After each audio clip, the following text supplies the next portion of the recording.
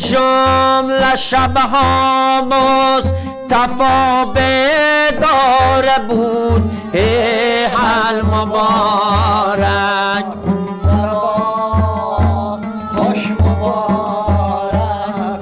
صباح اتفاقا یک شب خوابش را برد حال مبارک صباح خوش مبارک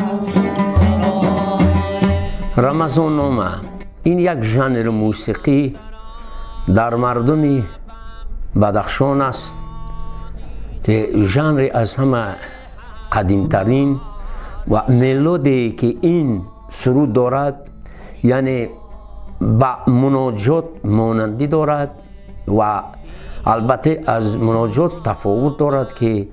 یعنی در ساز موسیقی میگویم در ژانر موسیقی بدخشان در بهم خوانده می شود. یعنی چیزی که مدا میگوییم در زیر و بهم خوانده می شود این در بهم خوانده می شود. این ژانر موسیقی از آوان قدیم در مردم کوهستان ما انحنه بوده است و فقط در ماه رمضان یعنی در امین ماه در وقتی شب یا که میگویم که بعد افطار خوانده میشد و وقتی که بسیاری آدمان یعنی به استراحت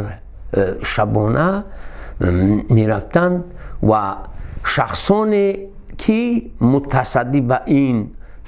ساز موسیقی بودند یعنی عبارت از 3 کس که یک کس یعنی میگن که وای صالحان یا که مضمون پوره این چیز رو میخواند و 2 کس دیگر یعنی آوازبردارها بودند. سلام ماهی رمضان سلام ای حال مبارک صباح خوش مبارک صباح از اولی شب تا صبح روز گردی در امون قشلاق گشته خانه به خانه یعنی این را ادا میکردند و بسیار وقتا میشد که یعنی ممکن وقتای پیش اونقدر شرایط چیزم نبود، پیش حیوان نبود در خانه ها و حافظان این را ممکن در بیرون میخواندند.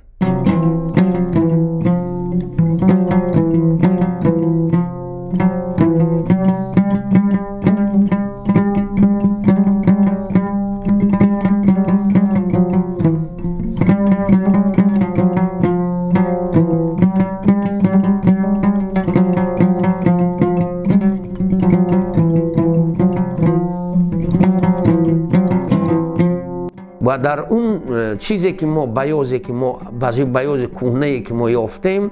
در قشلاق قرومید و اون مرد کهنسالی که در قشلاق ما هم میخوان ما در سن خردسالگی اون رو میدیدیم از اون پرسان بودیم گفت که در اینجا مؤلف شعر گفتگی نیست و در اونجا در آخر چیز همین خیلی گفتگی که این حکایت آمده از حق کلام روز پنجشنبه آدینه تمام و در آخر این سرود یعنی یکی از چیز است که رباعیاتی ها که دعا است به طریق فلکی خوانده می شود. ما خود گذراندیم به هر حال که بود